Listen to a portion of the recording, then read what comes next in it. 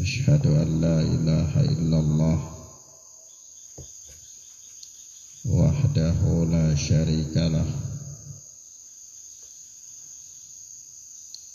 وأشهد أن محمدا عبده ورسوله صلى الله عليه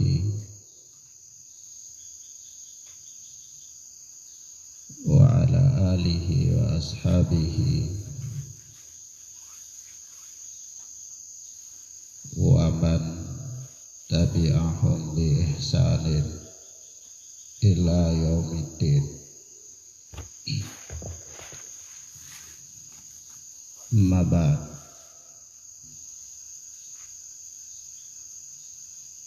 ikhwan wa akhwat, kita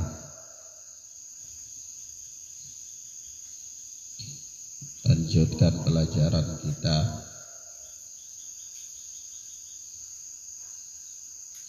dengan pelajaran Mausu'atul Adab al-Islamiyah,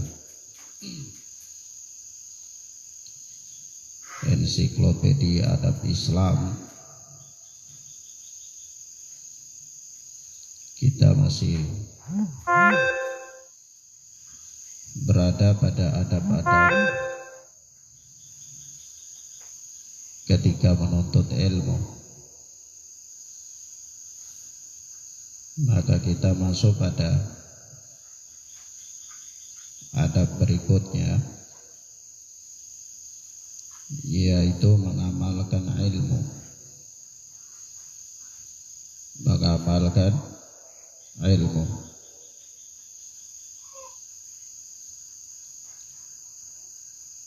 Maka seorang penuntut ilmu, dia harus memahami dan mengetahui bahwa mengamalkan ilmu adalah merupakan kewajiban. Mengamalkan ilmu adalah merupakan kewajiban. Dan bahkan hal ini berlaku atas setiap muslim, yakni tidak ada seorang muslim pun yang boleh dalam pandangan syariat untuk tidak mengamalkan ilmunya atau beramal tanpa ilmu. Naam. Sehingga mengamalkan ilmu itu adalah merupakan suatu kewajiban bagi seorang penuntut ilmu, dan tentu bagi setiap muslim. Bagi setiap muslim. Dan ini merupakan adab yang paling agung. Adab yang paling agung. Bahkan inilah hakikat ilmu. Hakikat ilmu. Karena memang ilmu yang bermanfaat itu adalah ilmu yang diamalkan. Sehingga apabila seorang muslim mengamalkan ilmunya, Waalaikumsalam, maka ilmu itu menjadi bermanfaat. Nah, kalau ilmu itu tidak diamalkan, maka dia tidak bermanfaat. Dia tidak bermanfaat.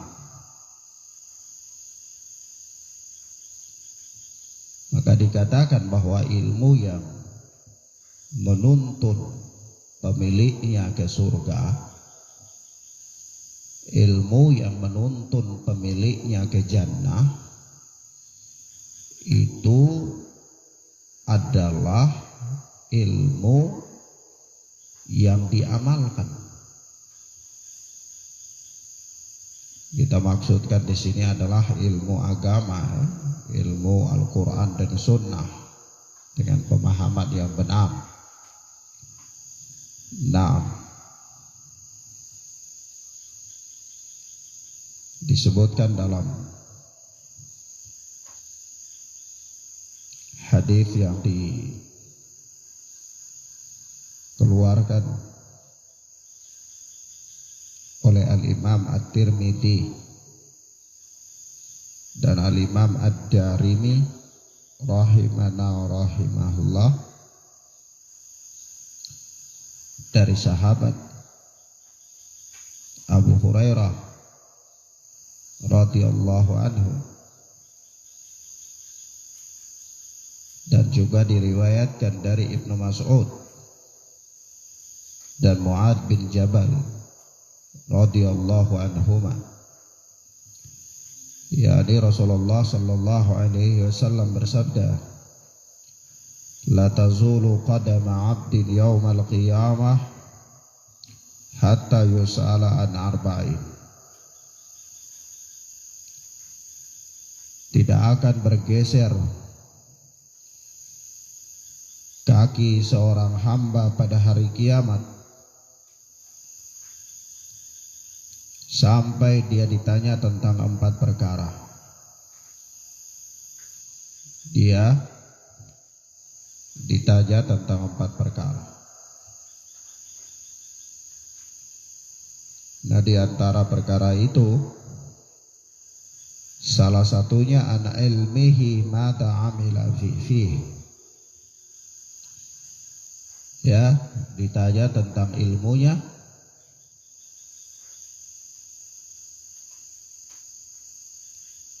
dan apa ada amila fi, apa yang telah dia amalkan dari ilmunya itu. Nah,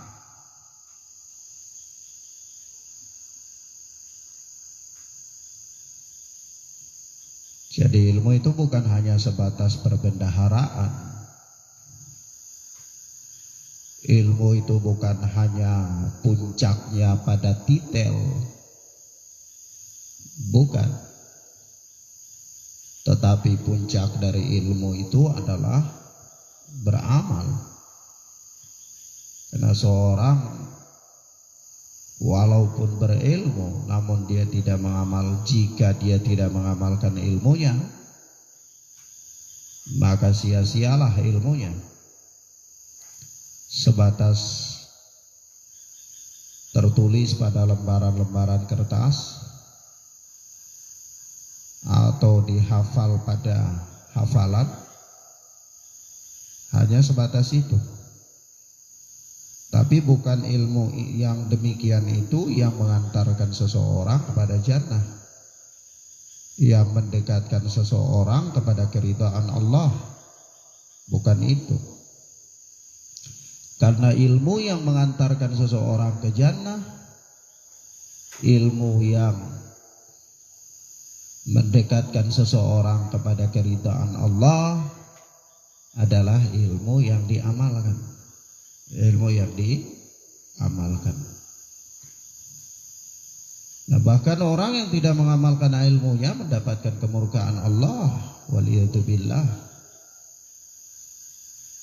Sebagaimana Allah Subhanahu wa taala berfirman, ihdinas siratal mustaqim siratal ladzina an'amta 'alaihim ghairil maghdubi 'alaihim waladdallin. Tunjukilah kami jalan yang lurus, jalan orang-orang yang telah Engkau anugerahkan nikmat atas mereka, bukan jalan orang-orang yang Engkau murkai dan bukan pula yang Engkau sesatkan. Maka para ulama menjelaskan yang dimurkai itu adalah Yahudi. Orang-orang Yahudi karena mereka mempunyai ilmu tetapi mereka tidak beramal dengan ilmu itu. Orang-orang Yahudi mengetahui tentang kebenaran risalah yang dibawa oleh Muhammad sallallahu alaihi wasallam. Bahkan orang-orang Yahudi mengenal dengan baik ciri-ciri kenabian yang ada pada Nabi Muhammad sallallahu alaihi wasallam. Sampai-sampai Allah tabaraka wa taala mengatakan ya'rifunahu kama ya'rifuna abna'ahum. Mereka mengenal Rasulullah itu sebagaimana mereka mengenal anak-anak mereka. Saking dekatnya, saking detailnya mereka mengenal Nabi Muhammad sallallahu alaihi wasallam. Tapi mereka mendapatkan kemurkaan. Kenapa mereka mendapatkan kemurkaan? Ya karena mereka tidak mengamalkan ilmu itu. Ya ketika Rasulullah sallallahu alaihi wasallam hadir di tengah-tengah mereka, datang kepada mereka, ya justru mereka menolak untuk mengikuti Rasulullah sallallahu alaihi wasallam. Mereka menolak untuk beriman kepada Rasulullah sallallahu alaihi wasallam dengan alasan apapun ya. Ada saja alasan mereka. Alasan inilah, alasan itulah, macam-macam alasan-alasannya. Tetapi yang jelas mereka memiliki ilmu namun tidak mengamalkan ilmu. Itu yang paling gamblang, paling terang. Maka hati-hati, ilmu itu untuk diamalkan. Ilmu bukan untuk dipamerkan atau bukan untuk dijadikan sebagai pakaian semata-mata, sok-sokan, punya titel, ya, dan seterusnya. Bukan.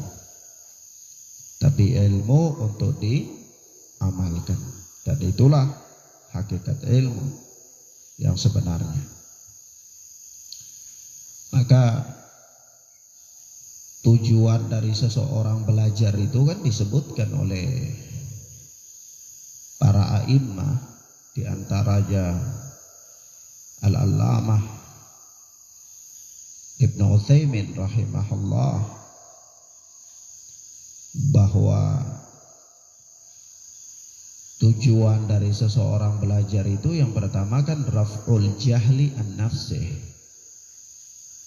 untuk mengangkat kebodohan dari dirinya.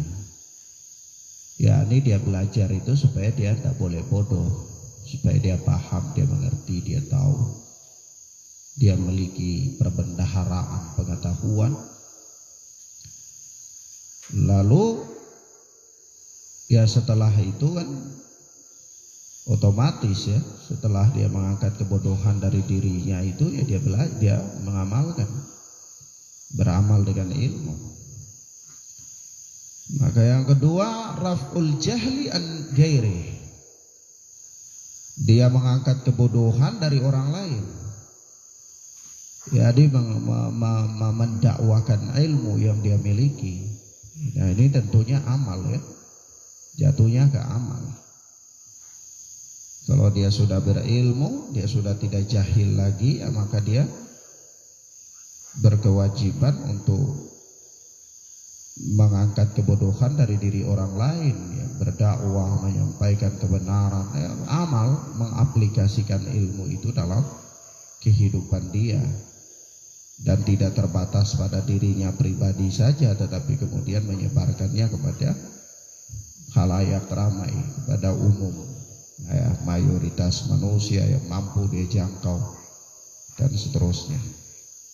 Nah, maka ilmu bukan sebatas ada di lembaran-lembaran tulisan. Ilmu bukan hanya sebatas ada pada hafalan-hafalan. Bukan itu. Nah, kemudian adab yang berikut adalah menyebarkan ilmu dan tidak menutupinya. Menyebarkan ilmu dan tidak menutupinya. Nah, bahkan para ulama mengatakan bahwa menyebarkan ilmu itu adalah zakatnya ilmu. zakatnya ilmu.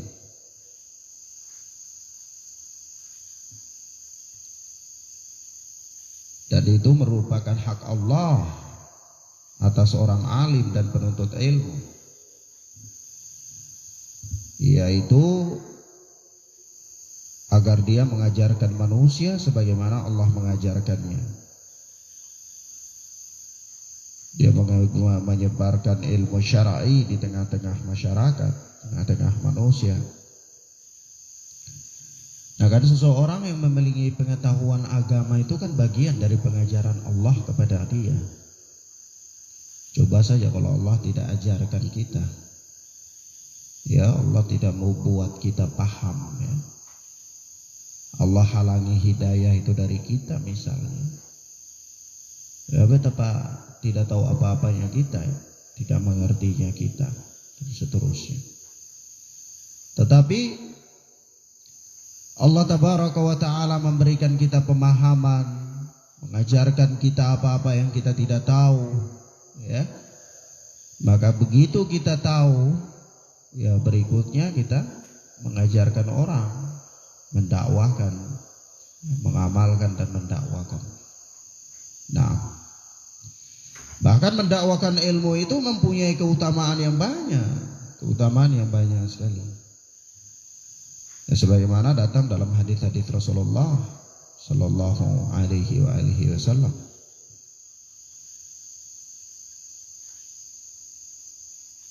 Dalam hadis yang dikeluarkan oleh Al-Imam Muslim dari sahabat Abu Hurairah,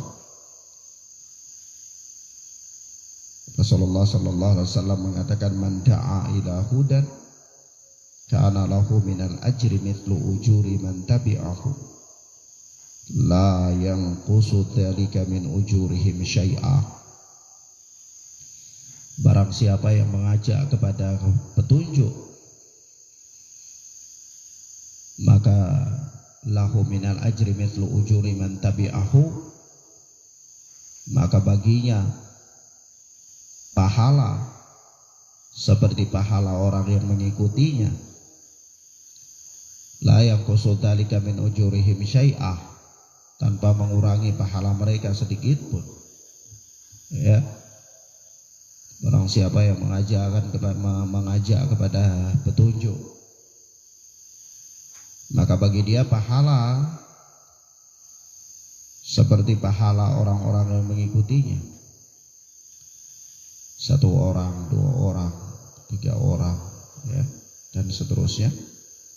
Maka dia mendapatkan pahala yang banyak seperti mereka, tanpa mengurangi pahala mereka sedikit pun. Jadi mereka dapat pahala, dia juga dapat pahala sama, gitu. Bukan dia mendapatkan pahala itu karena bagian dari pahala mereka, bukan. Tapi mereka yang melakukan itu mendapatkan pahala, dia pun mendapatkan pahala atas upaya yang dia lakukan kepada mereka, yaitu menunjuki mereka kepada petunjuk. Begitu pula disebutkan dalam hadis yang lain, Rasulullah bersabda, "Man dalla ala khairin falahu mithlu ajri fa'ilihi." Barang siapa yang menunjukkan kepada kebaikan, maka baginya mithlu ajri fa'ilihi, pahala seperti pahala orang yang melakukannya. Seorang diajak, ada salah seorang diajak orang lain lakukan sholat, maka temannya itu yang sholat itu mendapatkan pahala sholat, dan orang yang ajak dia pun mendapatkan pahala sholat. Seorang diajak orang lain untuk puasa, orang yang puasa mendapatkan puasa, dia pun mendapatkan pahala puasa. Begitu dan seterusnya. Kebaikan dari kebaikan-kebaikan yang dia lakukan. Nah, man dalla ala khairin falahu mithlu ajri fa'ilih. Barang siapa yang menunjukkan pada suatu kebaikan, maka baginya pahala seperti orang yang melakukan kebaikan itu.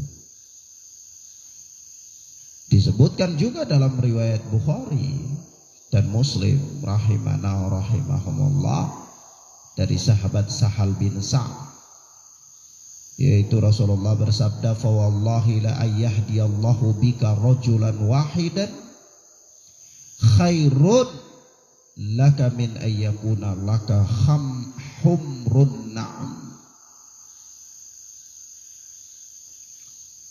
Apa kata Nabi? Fallah, demi Allah, la yahdiyallahu bika rajulan wahidan, kalaulah Allah memberikan, ya, atau sekiranya Allah memberikan petunjuk melalui dirimu kepada seseorang, satu orang saja, ya.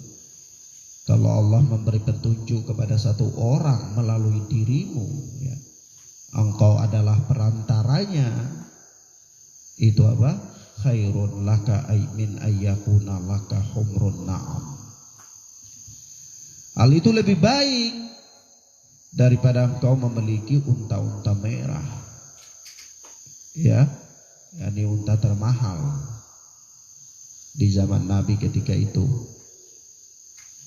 Coba antum bayangkan harta termahal. Seorang dapat hidayah karena perantaraan kita, maka itu lebih baik daripada harta termahal yang ada. Ya, maka ini semua menunjukkan kepada kita tentang apa? Keutamaan menyebarkan ilmu, mendakwakannya. Tidak boleh menutup-nutupi ilmu. Tidak boleh menyimpan ilmu, menyembunyikan ilmu, tidak boleh. Tapi juga tidak termasuk menyembunyikan ilmu itu kalau kita menyampaikan sesuatu sesuai dengan kadar pengetahuan seseorang, itu tidak termasuk menyembunyikan ilmu. Ada anak-anak SD, dia bertanya tentang masalah-masalah besar, ya kita tidak sampaikan ke dia karena khawatir dia terjadi salah paham, atau dia belum mengerti, bisa terjadi kekacauan, lalu kita tidak sampaikan. Nah, ini tidak termasuk menyembunyikan ilmu. Ini tidak termasuk apa? Menyembunyikan ilmu.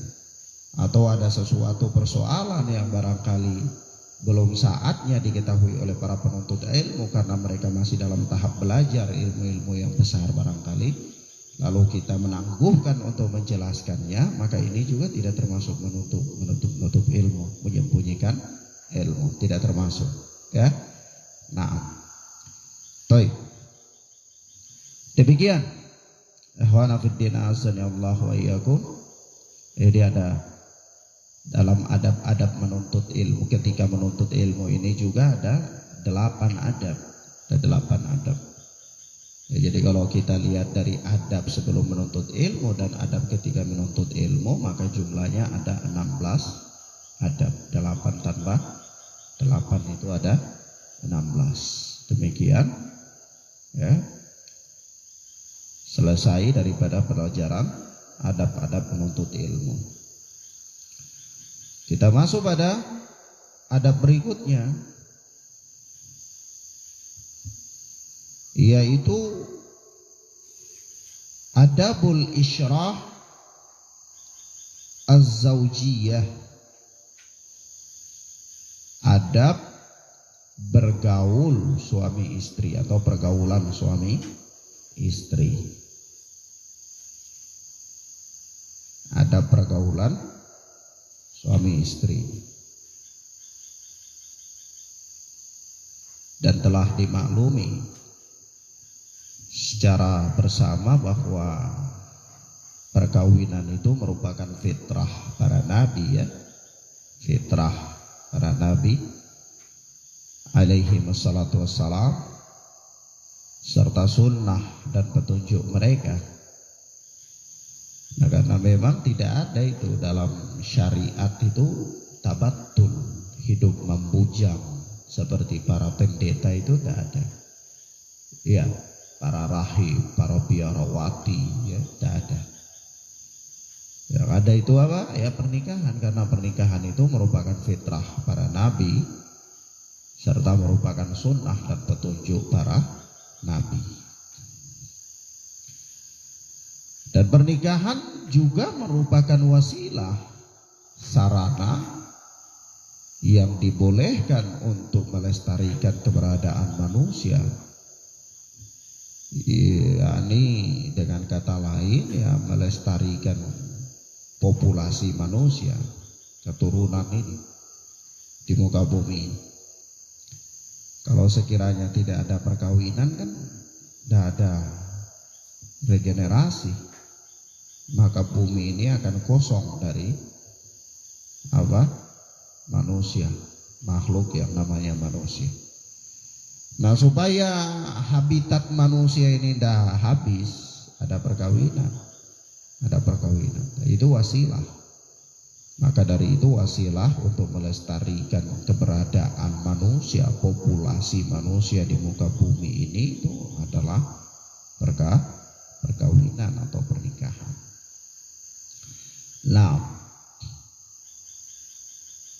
ikatan pernikahan itu termasuk salah satu ikatan yang sangat kuat ya. Ikatan pernikahan itu termasuk salah satu ikatan yang sangat kuat. Sampai-sampai disebutkan oleh Allah Subhanahu wa taala dalam surat An-Nisa ayat 21. Ya Allah katakan wa qad afdha ba'dukum ila ba'din wa akhadna minkum mitsaqan ghalidha. Padahal sebagian kalian telah bergaul dengan yang lain sebagaimana sebagai suami istri. Bergaul yakni bercampur ya. Bahasa kiasan daripada pergaulan suami istri.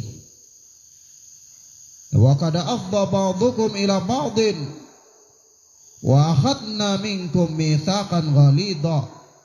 Padahal sebagian kalian telah bercampur dengan sebagian yang lain sebagai suami istri. Dan mereka istri-istri itu telah wa akhadna minkum, para istri itu telah mengambil dari kalian mitsaqan ghalidha ya, ikatan perjanjian yang kuat. Ikatan perjanjian yang kuat. Ikatan perjanjian yang kuat itu maksudnya apa ya? Ikatan pernikahan ya. Ya. Para istri itu telah mengambil dari suami itu ikatan perjanjian yang kuat. Akad nikah itu, maka akad itu kan perjanjian nikah ya. Yaitu dikatakan bahwa akad nikah itu adalah sebuah perjanjian yang amat kuat yang disebutkan oleh Allah dalam surat An-Nisa ayat 21 ini. Nah, ya. Nah,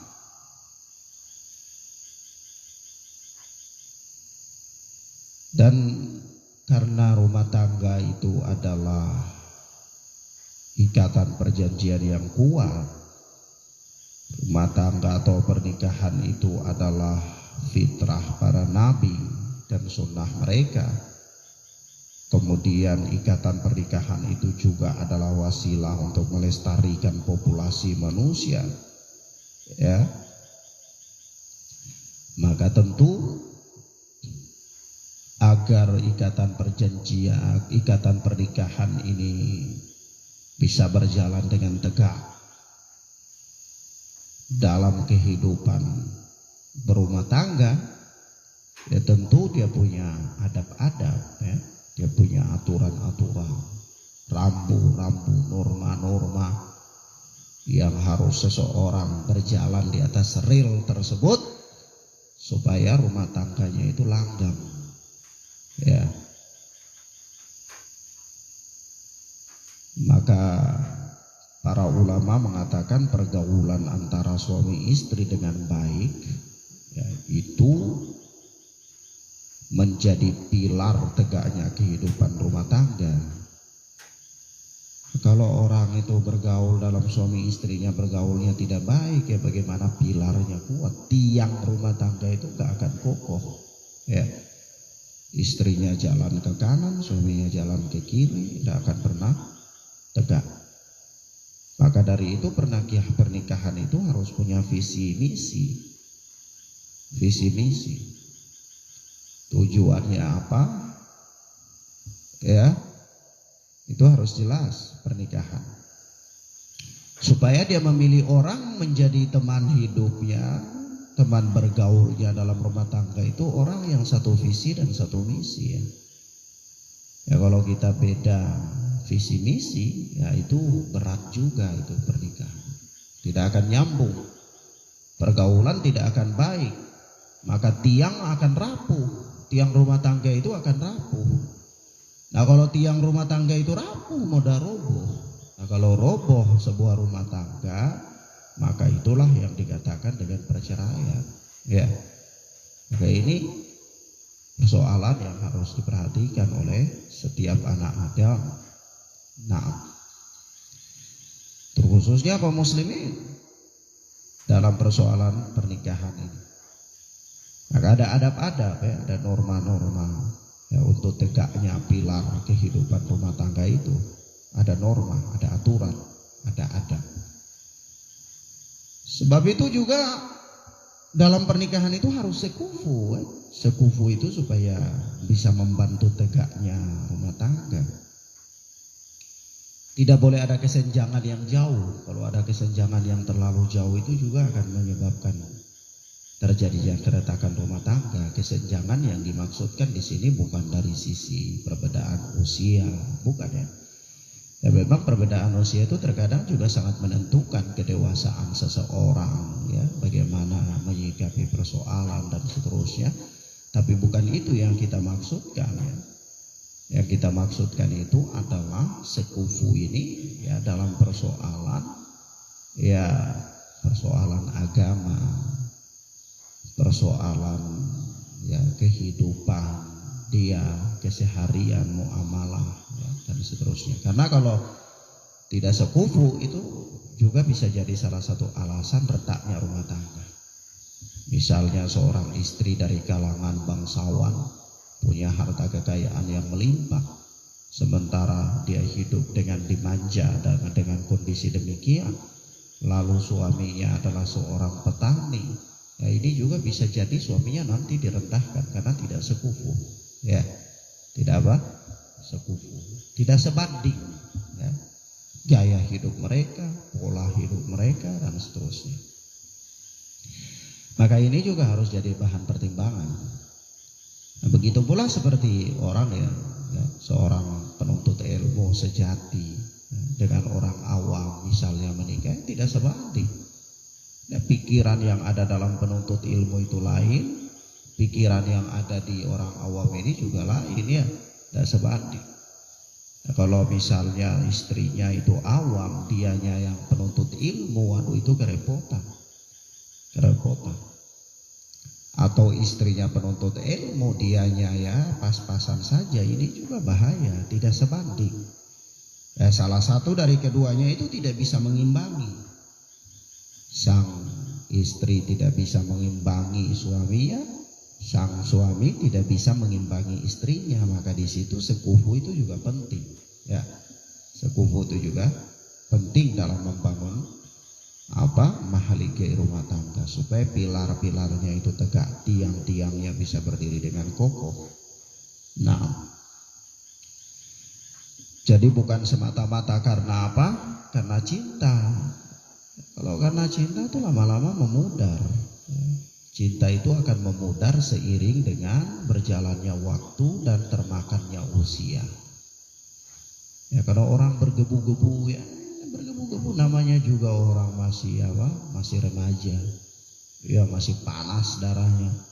Nah begitu sudah tua juga kan kasihan, kadang duduk saja sudah nggak kuat, mau bicara cinta apa?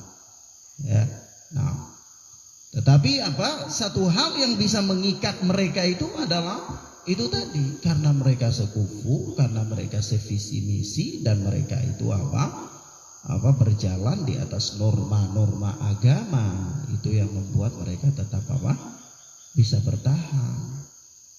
Nah kalau namanya cinta ini kan, cinta itu letaknya di hati ya, Cinta itu bukan letaknya di dompet. Letaknya di dompet saja mudah hilang ya. Kalau di dompet kan bisa diambil hilang. Letaknya di hati.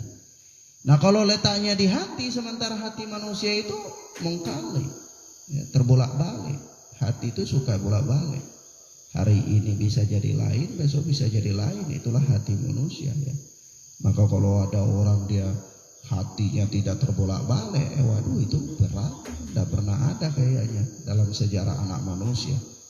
Ya, kecuali ya ada dalam film Romeo. Ya.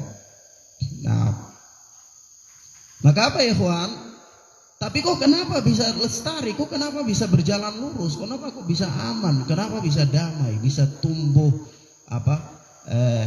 kok kekompakan? Ya, kenapa? Ya karena itu tadi satu visi misi, ya, dan berjalan pada norma-norma masing-masing dari kedua belah pihak ini mengerti tentang hak-haknya, ya. Mengerti tentang kewajiban-kewajibannya. Ala kulli hal mengerti tentang kedudukannya, posisinya. Yang sebagai istri ya jangan berubah jadi suami, tidak boleh jadi istri saja. Ya. Nah, tidak usah kalau marah-marah kunci suami dalam kamar pukul. Wah, repot. Tidak usah. Begitu juga jadi suami. Jangan berubah jadi istri. Nanti dia yang masak, sediakan air panas, ya, goreng telur, sudah siap baru panggil suami istrinya makan sama-sama. Oh jangan, ya sudahlah kalau sekali-sekali barangkali istrinya lemas, capek, kalau ya, boleh-boleh saja ya. Cuma itu bukan pekerjaan kesehariannya. Ya sekali-sekali barangkali bantu istri cuci pakaian atau cuci piring, sekali-sekali saja dalam seumur hidup, barangkali 1 kali atau 2 kali. Tapi bukan jadi pekerjaannya terus menerus. Ya. Karena sebagaimana Rasulullah Sallallahu Alaihi Wasallam ya pernah bantu istrinya, kadang kalau ada pakaian yang sobek dijahit oleh Rasulullah langsung. Tapi bukan berarti Rasulullah itu jadi penjahit dalam rumah tangga. Ya. Setiap hari jahit sampai jahit pakaian-pakaian istri misalnya ya. Nah ini bukan begitu. Jangan dijadikan itu sebagai contoh lalu mengatakan bahwa ini nih Rasulullah saja jahit dia, tapi seumur hidup berapa kali? Apakah itu pekerjaan Rasulullah? Ini bukan ya. Dan seterusnya. Nah, kemudian apa ikhwan? Nah ada orang yang luar biasa bicara tentang cinta tuh luar biasa, pokoknya gunung yang tinggi dia daki, ya, lautan yang luas dia seberangi, ya, pokoknya tidak ada lagi yang bisa memalingkan dia dari fokusnya, katakanlah begitu. Pokoknya apa mau dikata dia tetap memaksakan kondisi. Tapi begitu menikah, berjalan setahun, dan sampai kadang-kadang wah sudah seperti tikus dan kucing. Ya, lalu di mana yang dikatakan cinta? Di mana yang dikatakan lautan luas diseberangi, gunung tinggi didaki? Ya, nah ini kenapa? Karena persoalannya itu dia itu bertumbuh hanya pada itu cinta-cintaan yang nisbi. Ya, nah ada orang menikah tidak ada rasa cinta, tidak ada rasa cinta. Awalnya tidak ada rasa cinta, kenal laki-lakinya pun saja kagak. Ya wanita juga ya kayak gitu, nggak tahu sama sekali. Tapi begitu menikah, karena mereka sevisi semisi, satu tujuan, ya otak mereka itu sama, motivasi mereka juga sama, ya, dan ambisi mereka juga sama. Akhirnya ada kecocokan, rasa damai, timbul rasa cinta. Rasa cinta itu kan kalau kedamaian, adanya damai. Kalau orang tuh bicara cinta tapi tidak pernah damai, apakah itu cinta? Tidak ada itu. Maka ini bukan ukuran ya. Maka kalau kita buka bab-bab tentang pernikahan itu tidak ada satu bab yang dalam bab pernikahan itu tidak ada satu pembahasan itu yang mengatakan cinta, itu tidak ada. Ya, tidak ada. Hatta adab-adab dalam berumah tangga pun tidak ada satu adab yang mengatakan cinta. Tidak ada. Tidak ada. Begitu. Ya. Kenapa? Ya, hati manusia itu bolak-balik. Hati manusia bolak-balik. Sampai-sampai Rasulullah Shallallahu Alaihi Wasallam saja dikatakan tidak mampu berlaku adil dalam urusan perasaan, urusan cinta itu namanya ya. Istri Rasulullah kan berapa banyak istri Rasulullah? 12 orang. Ketika Rasulullah wafat itu tinggal 9 orang. Nah itu apa? Tidak ada rasa cinta Rasulullah itu harus sama rata untuk mereka semua, tidak bisa. Maka Allah Subhanahu wa taala mengatakan engkau tidak akan sanggup berbuat adil dalam porsi perasaan cinta walaupun engkau sangat menginginkannya. Kan begitu, ya. Maka di sini apa patokannya? Bukan itu, patokannya bukan itu. Ya. Ada orang siang malam bicara tentang cinta saya. Sudah nikah sampai rambut-rambut sudah putih, tinggal bicaranya cinta saja. Urusan apa? Bukan itu persoalan. Persoalannya itu adalah sevisi dan semisi. Membangun tujuan yang sama, mempunyai ambisi yang sama, kemudian aplikasikan dalam kehidupan hidup sehingga ada kedamaian, rasa ketenangan, kecocokan, rumah tangga itu berjalan dengan baik. Nah, begitu kan? Ya. Nah, maka penting, ini perkara penting. Ada orang kadang-kadang mau menikah tuh kriterianya apa, ya? Ini dan itu. Ya, tapi begitu ya sudah berjalan dalam pernikahan rumah tangga itu ya umuran jagung, ya. Kata apa? Orang ya begitu ya. Artinya sebuah ungkapan yang menunjukkan bahwa sangat dekat, sangat singkatnya rumah tangga mereka. Maka kembali lagi anak ingin katakan bahwa visi dan misi itu penting. Satu tujuan, satu maksud, satu pikiran perlu disamakan pikirannya dulu kalau mau berjalan bersama-sama. Ya. Supaya ada kekompakan, ada kerjasama yang baik. Kalau satu orang motivasinya itu adalah motivasinya hidup berhura-hura, berpenampilan bagus di hadapan khalayak, supaya bisa diterima di depan umum, tidak mau menampakkan jati dirinya sebenarnya, kehidupannya hanya jadi bunglon saja setiap saat. Oh, ini tidak cocok dengan kehidupan orang yang komitmen, ya. Begitu misalnya ada seorang wanita, hidupnya itu pelin-pelan, ya, seperti bunglon. Ada seorang laki-laki istiqomah, ya, lurus. Ya tidak cocok lah sama wanita yang bunglon, tidak cocok.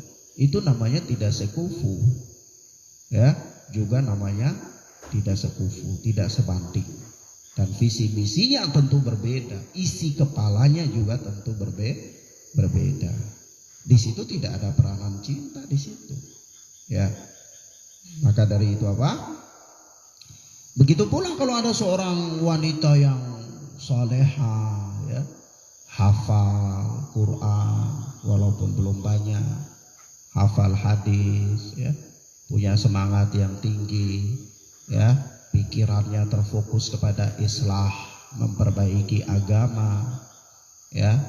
Dari kehidupan dunia ini dia tidak terlalu begitu terpikat dengannya, pokoknya barometernya adalah agama. Apa-apa yang dikatakan oleh agama itu maka dia iakan. Apa-apa yang dikatakan oleh agama tidak boleh, maka dia tidak boleh, walaupun bertentangan dengan hawa nafsu, bertentangan dengan kondisi lingkungan dan seterusnya. Ada wanita yang istiqomah. Kemudian ada laki-laki yang laki-lakinya amburadul, ya. Laki-laki yang visi dan misinya nggak jelas. Jangankan tentang agama, tentang kehidupannya saja nggak jelas. Ya, laki-laki yang pribadinya juga nggak jelas. Hadir dalam majelis ilmu Senin Kamis, ya. Oh, ini tidak sebanding dengan wanita yang demikian, tidak sebanding. Maka sekufu ini penting. Boleh seseorang bercita-cita tinggi, boleh-boleh saja, tidak apa-apa. Seorang penuntut ilmu pemula bercita-cita tinggi untuk menikah dengan seorang syekhah, misalnya seorang wanita alimah, bisa saja, tidak apa-apa, itu kan cita-cita. Cuma dalam posisi seperti ini, posisinya belum sebanding. Maka kalau dia untuk mewujudkan cita-citanya, ya dianya juga harus berusaha untuk menjadi orang yang alim, kan begitu, biar sebanding, ya. Nah, dan seterusnya. Toib. Maka di sini ada adab-adab dalam pergaulan suami istri itu, ada adab, ada norma, atau ada aturan-aturan yang supaya pilar-pilar rumah tangga itu bisa tegak berdiri, ya, bisa kokoh.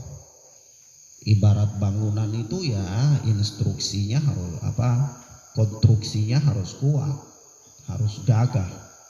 Konstruksinya baik dari jenis pasirnya harus yang mantap, batunya, campurannya, perbandingannya, ya, perbandingan semen sama batunya sama pasirnya, ya, besinya, ikatannya, pokoknya ya konstruksi itu harus kuat. Konstruksi inilah yang dikatakan dengan unsur-unsur yang namanya aturan-aturan, norma-norma, adab-adab membuat tiang bangunan. Nah, di sini dalam membuat mewujudkan rumah tangga yang langgeng, rumah tangga yang katakanlah mawaddah, ya, rumah tangga yang sakinah, yaitu rumah tangga juga harus berdiri di atas pilar-pilar yang kuat. Nah, faktor-faktor penguat pilar-pilar rumah tangga itu adalah adab-adab, norma-norma dalam pergaulan suami istri, ya. Nah, di antara adab-adab pergaulan suami istri itu yang pertama adalah ketaatan istri kepada suami atas semua perintahnya. Nah, ini tidak ada bilang supaya rumah tangga itu langgeng adalah kecintaan istri yang kuat kepada suami, atau kecintaan suami yang kuat kepada istri sehingga dunia ini bagaikan daun keladi, ya, bukan itu. Tapi apa yang paling pertama? Karena ini sumber malapetaka yang paling pertama, sumber keributan yang paling pertama, sumber kelanggengan yang paling pertama adalah apa? Ya, suami istri, ketaatan suami istri pada suami, pada semua perintah suami. Jangan suami perintah lain, istrinya perintah lain. Suaminya suruh lain, istrinya bikin lain. Ya, istri kayak begini ya untung saja ya, tidak boleh kubur manusia hidup-hidup. Kalau enggak ya sudah dikubur hidup-hidup saja biar tidak ada di dunia. Nah, keberadaannya di dunia juga enggak faedah. Ya, bikin masalah. Maka dari itu apa? Harus paham gitu, harus mengerti posisinya gitu. Selama perintah suami itu bukan kemaksiatan, maka dia wajib untuk menaatinya, harus taat, walaupun hal yang dia tidak suka dalam hal muamalah. Oleh sebab itu apa? Ada ungkapan yang mengatakan istri itu dia harus berusaha untuk melakukan apa-apa yang disenangi oleh suaminya, hatta makanan. Misalnya kadang-kadang suaminya nggak suka makan ini, ya istrinya, misalnya suaminya suka makan ini, kadang-kadang istrinya nggak suka, tapi ya sudah, supaya enak sejalan sama suaminya, dia paksakan dirinya supaya harus sama dengan suami. Makan dia suka makan apa yang disukai oleh suaminya, dia tidak suka apa yang tidak disukai oleh suaminya. Sebagai bentuk upaya untuk apa? Upaya dia untuk mewujudkan ketaatannya kepada suaminya, untuk menciptakan rumah tangga yang damai gitu. Hanya persoalan perbedaan makan sayur saja kan jadi masalah. Perbedaan makan ikan jadi masalah. Nah, ini ada. Sehingga ada orang juga yang fokusnya untuk itu saja. Fokusnya untuk itu. Bahkan ada rumah tangga yang demikian. Bahkan ada sebagian manusia yang menjadikan itu sebagai suatu ilmu, sehingga harus dimusyawarahkan setiap hari. Pulang dari pasar bawa sayur, musyawarah sama istri, hari ini mau masak sayur apa, potongnya bentuk bagaimana, ya, kemudian campuran bumbunya apa, musyawarah. Begitu mau mandi juga musyawarah, mandinya bagaimana, sikat giginya model kayak apa, musyawarah. Hari-hari waktunya habis dengan musyawarah dalam hal-hal yang tidak penting. Akhirnya bikinlah pertemuan untuk musyawarah. musyawarah dari rumah sampai musyawarah di masjid. Kan repot. Ya. Hari-hari musyawarah. Padahal musyawarah bukan untuk hal-hal itu, ya. Kata Allah Subhanahu wa taala di dalam Al-Qur'an itu wasyawirhum fil amri, musyawarahlah dengan mereka dalam urusan mereka. Ayat ini dibaca oleh Ibnu Abbas dengan kalimat wasyawirhum fi ba'dil amri, musyawarahlah dengan mereka dalam sebahagian urusan. Bukan semua urusan. Makan sayur musyawarah, mau peti tomat musyawarah, mau tanam terong musyawarah, ya repot. Ya, bukan itu. Dan itu bukan ilmu besar. Bukan ilmu besar. Jangan jadikan itu sebagai ilmu besar. Akhirnya kemana-mana kerjaannya musyawarah. Ada musyawarah tingkatan apa RT, musyawarah tingkatan desa, musyawarah tingkatan kecamatan, musyawarah tingkatan kabupaten, musyawarah tingkatan provinsi, terus begitu pekerjaannya mempersiapkan diri untuk musyawarah saja. Agama ini apa yang mau dimusyawarahkan? Tidak ada yang perlu dimusyawarahkan, saudara. Sebagian urusan-urusan yang berkaitan dengan kemaslahatan saja, yang tidak ada nas-nas yang bersifat qat'i, itu saja yang dimusyawarahkan. Adapun hal-hal yang bersifat qat'i sudah tidak usah musyawarah. Tahu dalilnya, amalkan, sudah selesai. Apa yang mau dimusyawarahkan? Ya. Nah, maka begitu pula dalam rumah tangga. Kadang-kadang ada orang-orang melakukan hal-hal yang sebenarnya tidak terlalu urgen dalam rumah tangga, tapi dia fokus padanya, lalu dia lupa terhadap atau dia lalai terhadap hal-hal yang urgen. Ini yang repotnya di sini. Maka dari itu apa? Sekali lagi adab yang pertama, dan ini pembahasan yang paling penting. Kalimatnya sederhana saja. Tetapi apa? Tetapi ini poin yang paling penting. Poin yang paling penting yaitu ketaatan istri kepada suami atas semua perintah suami. Dalam tanda kutip, selama itu bukan kemaksiatan kepada Allah. Selama itu bukan kemaksiatan kepada Allah. Nah ini, jangan suaminya atur lain, dia atur lain. Suaminya suruh lain, dia suruh lain. Tak usah. Dirimu itu seperti apa?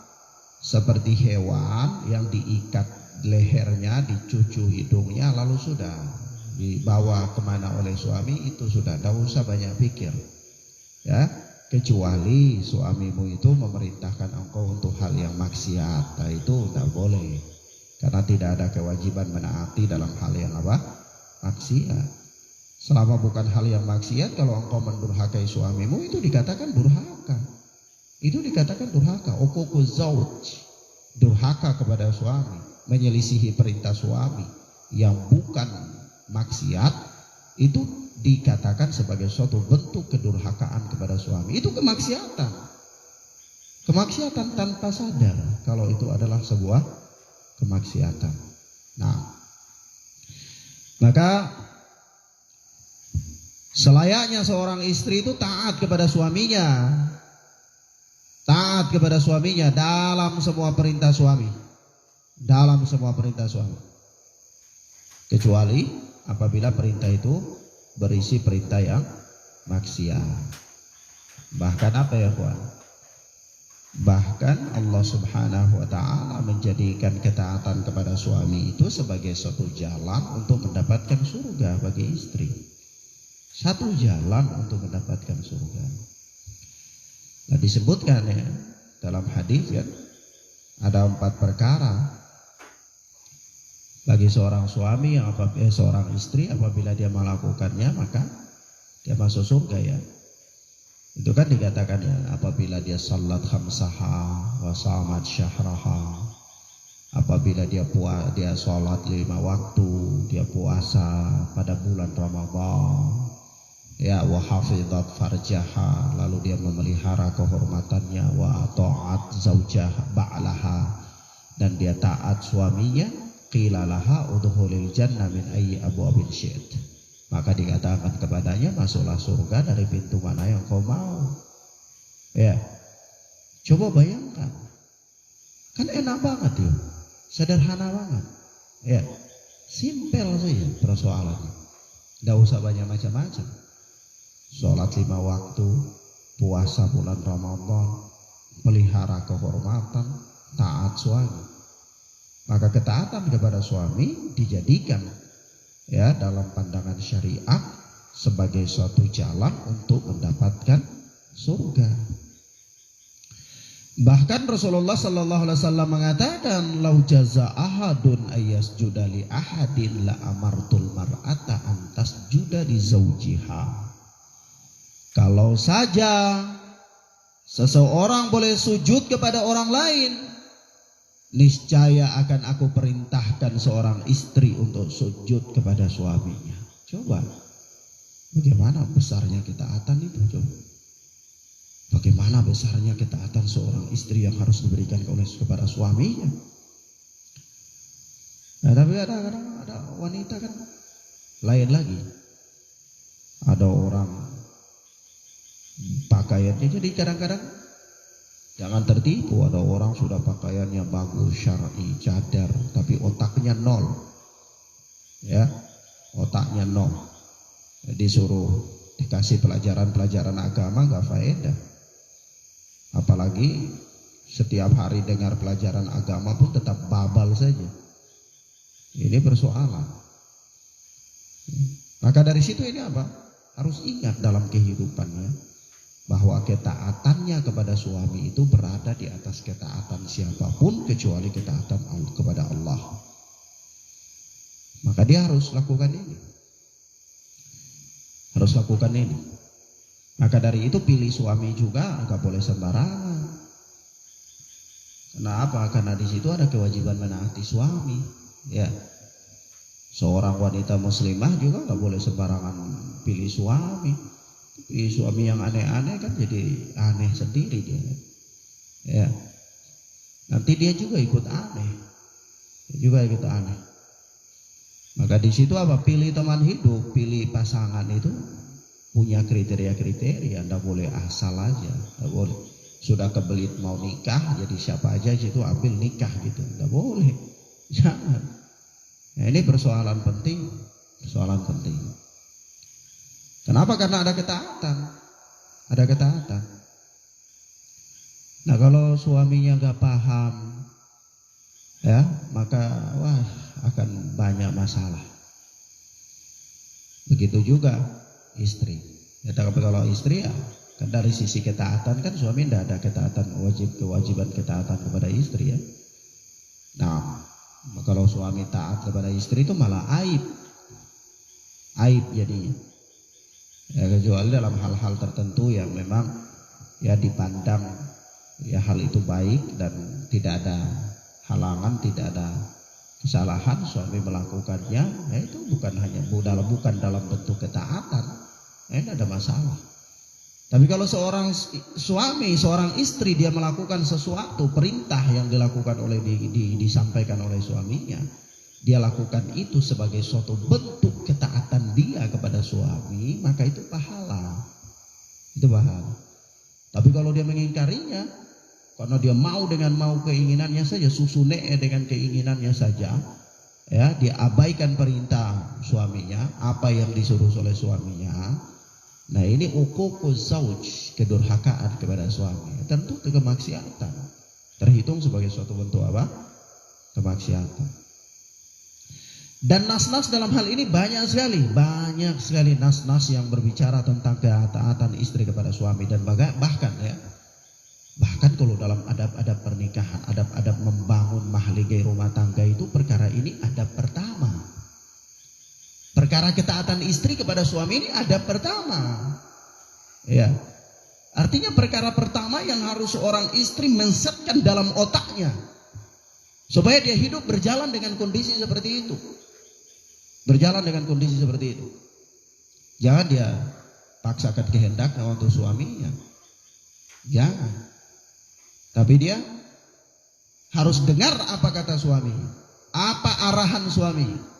Apalagi kalau suaminya orang yang sudah hijrah, ya, orang yang sudah baik, agama sudah mulai diperbaiki, oh Masya Allah, itu lebih baik lagi, itu ibadah, itu pahala, ya double dapat pahala. Suami jahil saja kalau perintah bukan hal dalam maksiat dia wajib taati. Ada orang katakan, Ustaz tapi istri saya tuh, suami saya jahil, suami saya pemabuk, ya suami saya penjudi. Iyalah siapa suruh?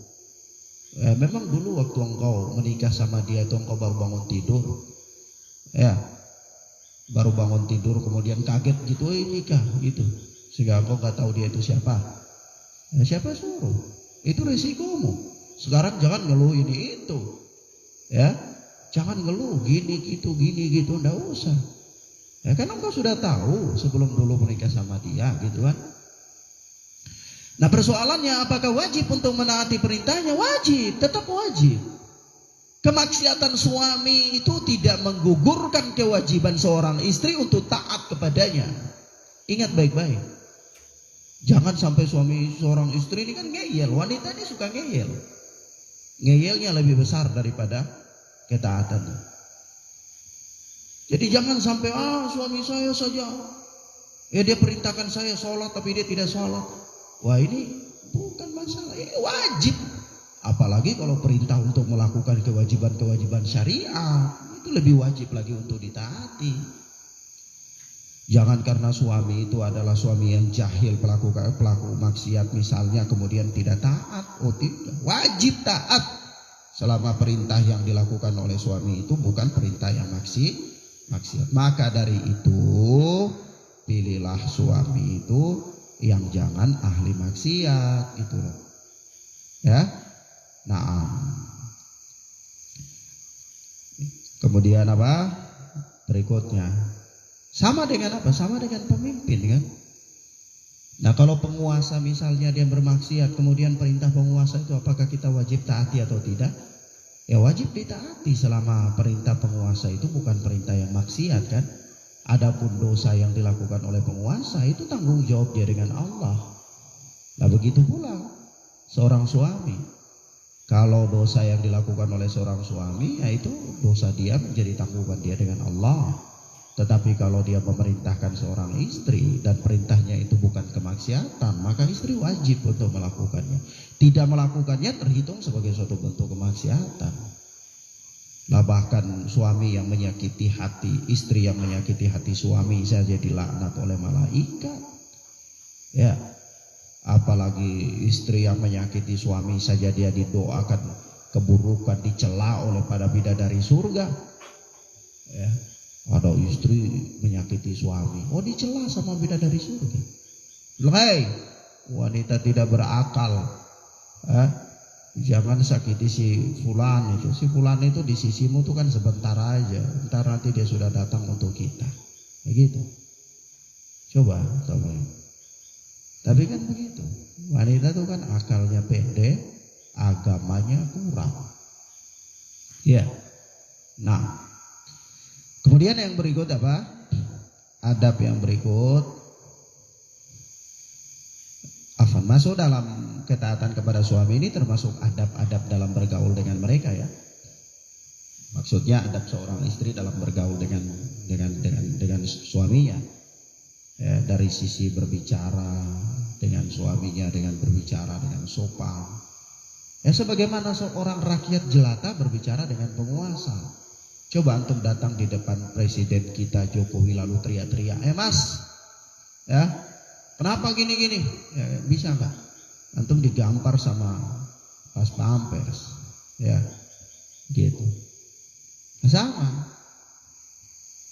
Atau datang di gubernur, datang di bupati misalnya, tidak boleh. Bersikap di hadapan mereka itu dengan sikap yang santun, sikap yang baik, bicara, ya, gaya bicara. Kata-kata, suara, ya, jangan bicara di hadapan suami dengan kesombongan seperti engkau adalah seorang raja atau seorang yang pemimpin pasukan, sementara suamimu tinggal tenang, tunduk, angguk-angguk. Tidak boleh. Ini termasuk adab yang buruk di hadapan suami. adab yang apa? Buruk di hadapan suami. Karena seorang wanita salehah harus tahu bahwa keridhaan suami kepadanya adalah merupakan kunci surga.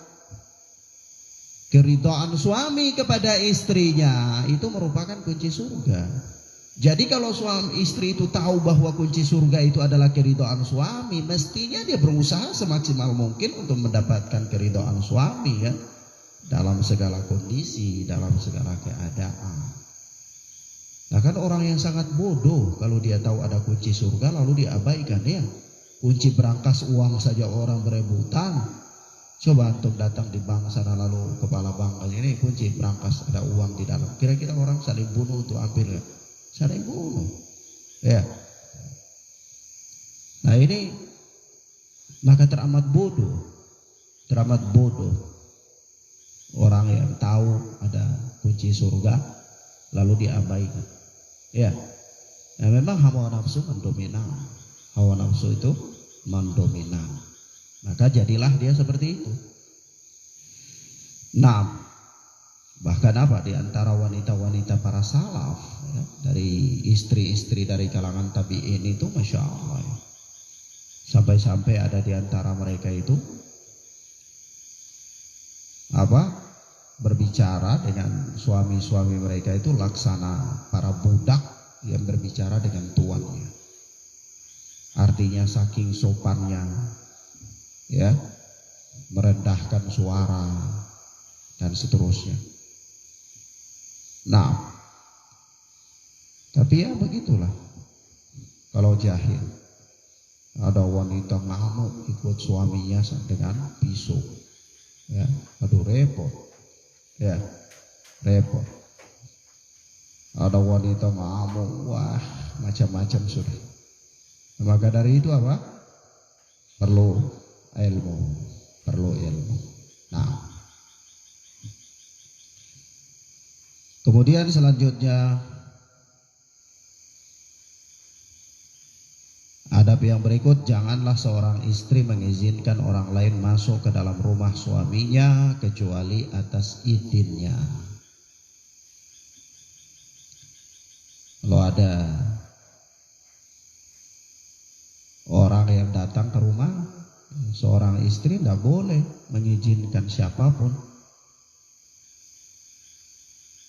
masuk ke dalam rumahnya, dalam rumah suaminya kecuali atas izin suami. Jadi siapa saja tidak boleh datang langsung masuk kecuali hal-hal yang sudah biasa, ya, yang diketahui secara umum bahwa suami sudah izinkan, biasa saja, orang-orang ini biasa, atau karib ini, kerabat ini biasa, itu sudah tidak apa-apa. Atau teman ini misalnya biasa, teman-teman yang sering datang ini biasa. Dan dapat diketahui dari sikap suami bahwa suami biasa aja mengizinkan hal itu, maka ini tidak apa-apa, walaupun tanpa harus meminta izin terlebih dahulu, itu tidak apa-apa. Karena memang dapat diketahui, ya, dari kondisi real bahwa suami juga izinkan. Kalau minta izin ya pasti suami izinkan gitu, ya. Tapi kalau orang-orang yang lain daripada itu, ya, yang bukan merupakan kebiasaan, yang sering ke rumah atau apa gitu, ya tidak boleh sampai harus minta izin, Nah, gara-gara perkara inilah, ya, ada orang yang ngarang-ngarang hadis dhaif di sini. Ada orang yang ngarang-ngarang hadis dhaif. Ada kisah-kisah dhaif yang sering dibawa oleh manusia, ya, bahkan para dai sering membawa itu kisah terkait dengan seorang wanita yang namanya itu anak lupa, tetapi berkaitan dengan Fatimah binti Muhammad sallallahu alaihi wasallam wa radhiyallahu anha. Yaitu kisah ketika Fatimah datang bertamu di rumahnya, lalu dia sudah ada janji bahwa Fatimah radhiyallahu anha nanti mau bertamu di rumahnya. Tapi begitu datang pada waktu yang dijanjikan bertamu itu, ternyata Fatimah radhiyallahu taala anha datang dengan anaknya, itu Al Hasan. Wanita ini mengatakan, oh maaf, saya tidak bisa izinkan karena kemarin saya minta izin itu antum saya anti saja. ya, mohon maaf ya, kalau bisa besok aja baru datang supaya saya nanti sebentar kalau suami pulang kerja saya izin dulu gitu. Nah begitu Fatimah pulang, ya ini suaminya di sore hari datang, ya dia minta izin bahwa Fatimah sama anaknya datang. Boleh deh, oh diizinkan oleh suaminya. Ternyata besok Fatimah radhiyallahu anha datang bawa Al Hasan dan Husain, 2 lagi. Sementara si wanita ini izinnya apa? Untuk 1 orang saja. Nah, dia tolak lagi. Dan singkatnya, wanita ini termasuk wanita penghuni surga. Ini kisah batil. Kisah ini kisah tidak sahih. Ya. Nah, kisah yang batil, tidak sahih, tidak ada sanadnya. Maka dari itu apa? Ya, meminta izin kepada suami atau seorang istri tidak membolehkan, tidak diizinkan untuk membolehkan seorang masuk ke dalam rumah suami kecuali dengan izin suami. Benar, itu perintah-perintah agama. Tapi kalau mengarang-arang cerita-cerita terkait dengan itu ya nggak boleh. Ya, sebatas syariat saja. Maka ya Rasulullah Sallallahu Alaihi Wasallam mengatakan dalam hadis yang diriwayatkan oleh Imam At-Tabrani dalam Al-Kabir dari sahabat Abdullah bin Abbas, bahwa Rasulullah mengatakan la ta'danim ra'atun fi baiti zawjiha illa bi ibnihi. Tidak boleh seorang istri memberikan izin kepada siapapun untuk masuk di dalam rumah suaminya illa bi'idnih, kecuali dengan izin suaminya. Nah ini perkara penting ya, perkara adab. Tapi itu tadi kita katakan, kalau memang biasa ada orang-orang yang sudah terbiasa bola-balik seperti pelayan rumah tangga yang bola-balik, kemudian ada karib atau teman-teman yang memang secara diketahui dari kondisi real ya itu bahwa suami mengizinkan mereka saja, maka ini tidak apa-apa. Secara umum ya dia telah mendapatkan izin suami ya. Nah bahkan ada suatu, karena apa ikhwan? Karena suami itu kan punya aturan-aturan yang tidak boleh dilanggar. Namanya juga penguasa. Penguasa kan punya aturan. Antum sampai di dunia mana saja, kalau ada penguasa itu ada aturan. Ada raja itu ada aturan. Ya, hatta raja di dunia kayangan pun ada aturan. Ya, orang ada aturan-aturan lah. Begitu pula suami penguasa di dalam rumah tangganya, maka dia punya aturan-aturan yang tidak boleh dilanggar oleh siapapun, tidak boleh, baik oleh istrinya, baik oleh anak-anaknya, tidak boleh. Dia punya aturan, jangan dianggap biasa. Setiap raja itu punya aturan. Likulli malakin hima, kata Nabi Shallallahu Alaihi Wasallam, setiap raja itu punya batas-batas wilayah larangan. Jadi ada aturan-aturan yang tidak boleh dilanggar oleh siapapun. Nah suami pun punya aturan. Ya masing-masing suami punya aturan beda-beda ya, sesuai dengan kadar kondisi dia, lingkungan dia dan seterusnya, kan begitu ya. Nah barangkali dia membatasi orang-orang lain datang bertamu ke rumahnya itu karena dia menjaga jangan sampai orang-orang gak jelas datang untuk ngotorin pikiran suaminya, istrinya ya. Macam-macam ada kan. Orang kalau datang ke rumah itu kan bisa bawa macam-macam. Ada yang bawa virus baik, ada yang bawa virus jelek ya kan. Tergantung. Maka suami perlu membentengi istrinya dari hal-hal yang demikian. Bahkan bukan hanya istrinya, keluarganya juga kan. Dia harus bentengi. Dia harus jaga, lindungi mereka, dan itu adalah bentuk penjagaan dia, bentuk perlindungan dia kepada mereka. Nah, sampai-sampai ada suatu kisah orang alim ya di zaman tabi'in, kalau anda salah atau setelah itu ya sudah berlalu lama kisah ini, jadi anak sudah agak lupa. Itu ada seorang alim, seorang imam. Dia dalam kesehariannya itu Masya Allah, suaminya, dia orang terpandang di negeri itu, terpandang. Penguasa pun menghormatinya, masyarakat pun menghormatinya. Lalu dia dalam pergaulan istrinya terhadapnya itu luar biasa, sangat baik ya. Begitu dia mau keluar rumah, istrinya biasa ngantarin sampai depan pintu, kadang-kadang bawakan sendalnya. Atau begitu dia datang, istrinya jemput, kalau pakai baju dilepasin, digantung ya. Pokoknya dilayani dengan baik, disambutlah kedatangannya, disambut kepergiannya, dilepaskan. Gitu intinya. Ya, bahkan sampai kalau suaminya masuk rumah, istrinya siapkan air panas, rendam kakinya, cuci kakinya, dan seterusnya. Nah, suatu ketika begitu suaminya berangkat keluar ngajar, datang bertamu di rumahnya itu seorang nenek. Lalu nenek itu lihat dalam rumah ini sang wanita, sang istri ini dia melakukan semuanya sendiri. Dia ya sebagai suatu bentuk pengabdian dia dalam mengurus urusan rumah tangganya, semua dia lakukan sendiri. Ngurus anak-anaknya dia lakukan sendiri, ya, bersihin rumahnya sendiri, cuci juga sendiri, dan seterusnya. Lalu nenek ini lihat begitu, nenek ini mulai masukin virus. Ini namanya nenek-nenek edan ya.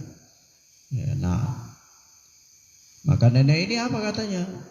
Kamu suamimu tuh kan orang terpandang ya, di negeri ini, seorang alim ya. Raja pun menghormatinya. Kalau kamu kerja semuanya sendiri begini kan kasihan, capek ya.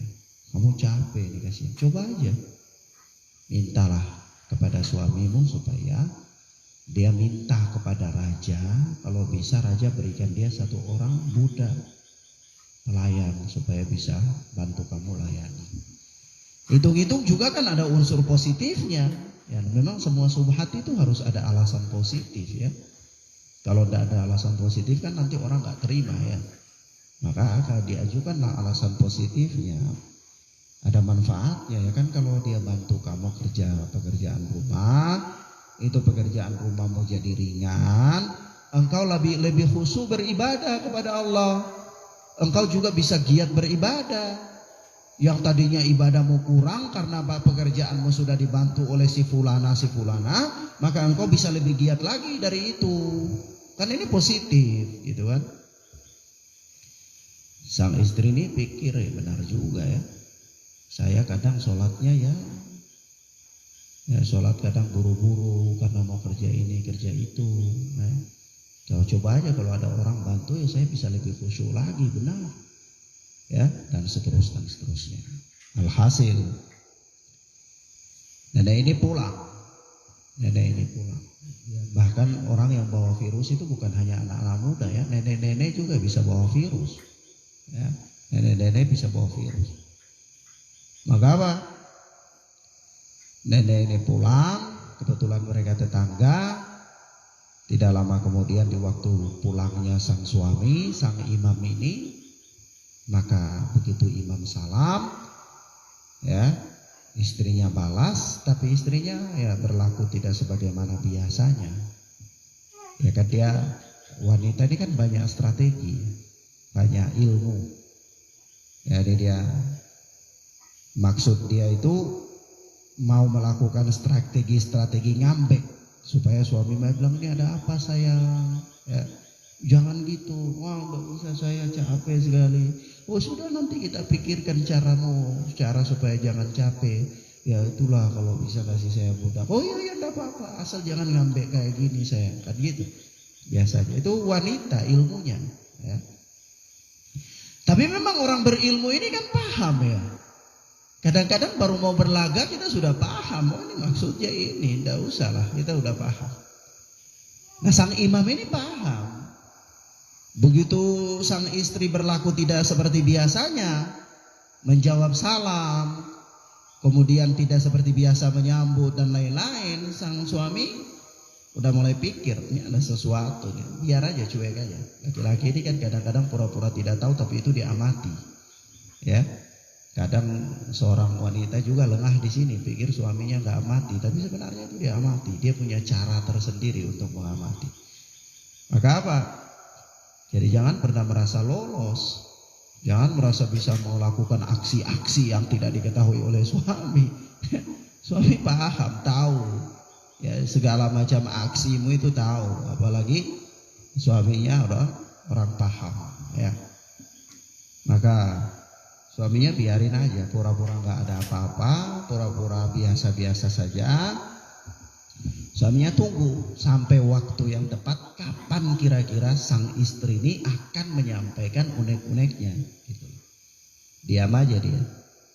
Begitu malam tiba, sang istri ini di pembaringan bersama suaminya, kemudian dia mulai buka pembicaraan, ngobrol sambil ya pengantar tidur.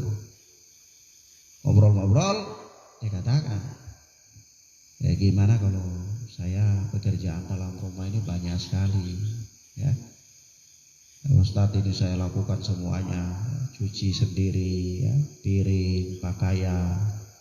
Ya cobalah kalau ada satu orang budak kan, alhamdulillah ya bisa membantu, saya bisa fokus ibadah, gitu. Lagian kalau ada budak kan nggak apa-apa, engkau kan punya kedudukan itu di negeri ini, punya kedudukan. Engkau dengan raja juga dekat, raja sangat menghormatimu. Maka bisalah mintalah kepada raja supaya berikan saya satu budak, satu saja, tidak usah banyak-banyak, satu saja, minimal bisa bantu-bantu biar saya juga bisa ibadah dengan baik. Sang suami langsung, kan memang suami sudah paham ya, suami langsung kaget, oh jadi ini ya, ini rumusnya, ini yang tadi ngambek-ngambek itu karena mau sampaikan maksud ini ya. Apa kata suami? Ya Allah, butakanlah mata orang yang telah datang untuk menghasut istriku ini ya Allah. Ya, suaminya paham, istrinya ini tidak begini, tapi ini pasti ada hasutan, ya, pasti ada hasutan, pasti ada teman bergaul yang nggak baik ini. Ya kalau zaman sekarang kan tidak ada tamu, ya paling ya tamu fiktif, tamu online. Tamu online itu berupa berita-berita tidak benar di FB, ya, berupa cerita-cerita atau tuntutan-tuntutan yang tidak baik ya lewat medsos. Ini bisa mempengaruhi cara pandang seorang istri. Maka bergaul dengan dunia medsos ini juga bahaya ya kalau tidak punya penyaring. Maka suami itu berdoa, sang imam ini berdoa, ya Allah butakanlah mata orang yang telah datang menghasut istriku ini. Apa yang terjadi ya Allah? Doa sang imam ini makbul. Besok paginya ternyata tetangga sang nenek ini buta matanya. Begitu nenek ini datang, kemudian meminta maaf kepada sang imam, maafkan saya telah menghasut istri Anda ya. Ya Syekh, saya tidak bermaksud untuk yang buruk, tetapi saya juga bermaksud untuk yang baik. Ya, tolong doakan supaya Allah kembalikan pandanganku ya, dan seterusnya. Maka sang imam itu kemudian berdoa kepada Allah untuk dikembalikan pandangan sang nenek, dan alhamdulillah kemudian mata nenek ini sembuh lagi. Tapi di sini yang menjadi persoalan adalah istri ini sampai berani melakukan sebuah pelanggaran ini karena hasutan. Hasutan siapa? Hasutan tamu, hasutan orang yang datang. Maka dari itu suami ini kan punya aturan-aturan. Terkadang dia membatasi istrinya tidak boleh bergaul dengan si fulana, kadang-kadang tidak boleh menerima orang ini untuk datang, atau jangan akrab dengan orang ini. Sebenarnya itu ada aturan-aturan dia dalam upaya sebagai upaya untuk menjaga istrinya ya, karena dia pandang orang-orang itu barangkali tidak baik.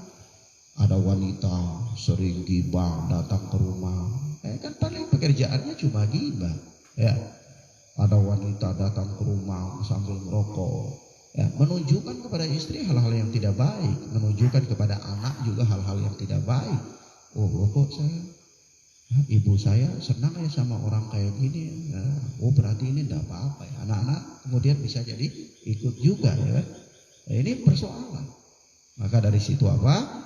Kembali kepada persoalan ini, sang istri tidak boleh ya, dan jangan coba-coba memasukkan orang ke dalam rumah suami tanpa izin suami, karena itu ada aturan-aturan sang suami. Ya bisa jadi itu adalah bentuk penjagaan, sampai termasuk sang suami melarang istri. Ya jangan pakai pakaian begini, jangan bergaul dengan si fulana, jangan. Itu sebenarnya adalah bentuk-bentuk dia dalam apa? Menjaga keluarganya. Ya. Nah, maka jangan berpikir negatif. Wanita itu kan pikirannya selalu kepada hal-hal yang negatif. Ketika dibilang, antum jangan bergaul dengan si fulana, gimana kamu nih larang saya bergaul dengan dia? Itu kan teman baik saya. Itu memutuskan tali silaturahmi. Ya, pakai lagi bahasa silaturahmi. Ya, ada aja caranya.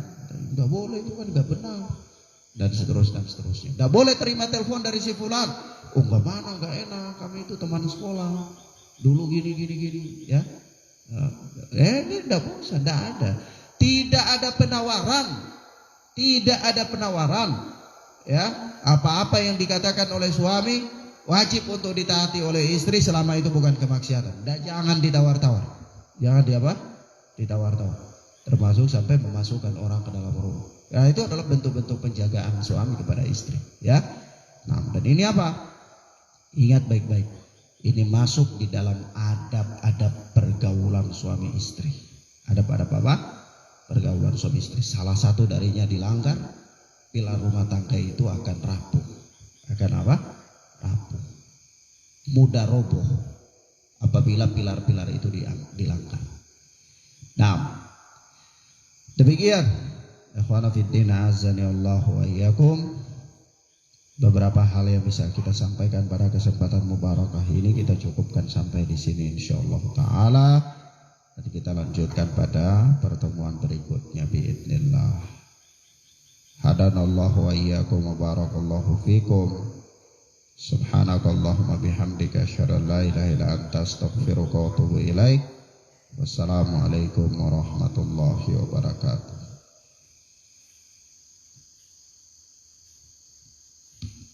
Adin.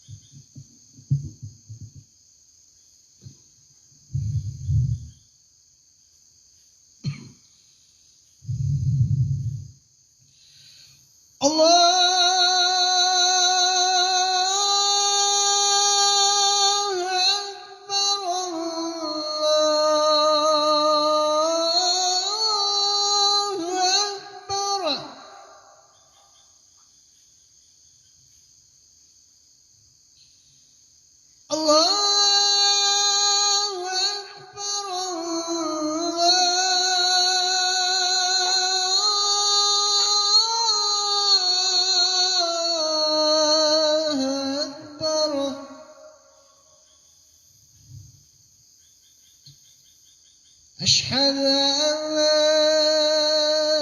إله إلا الله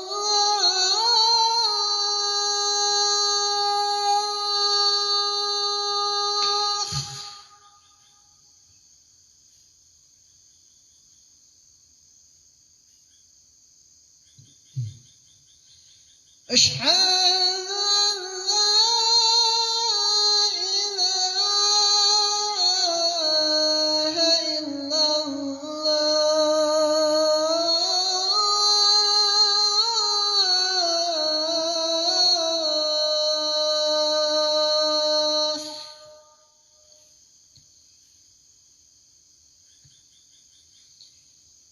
أشهد أن لا محمدا رسول الله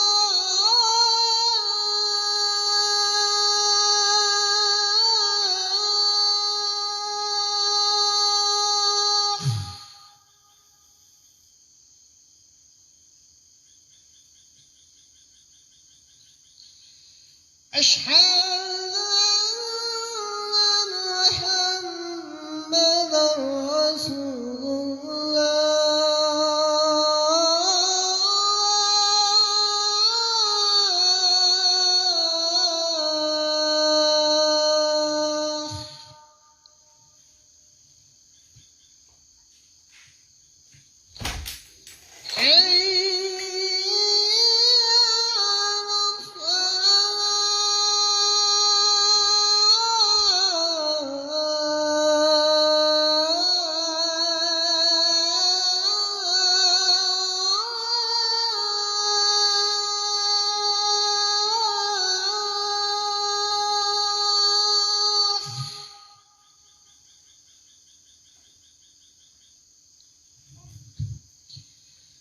حي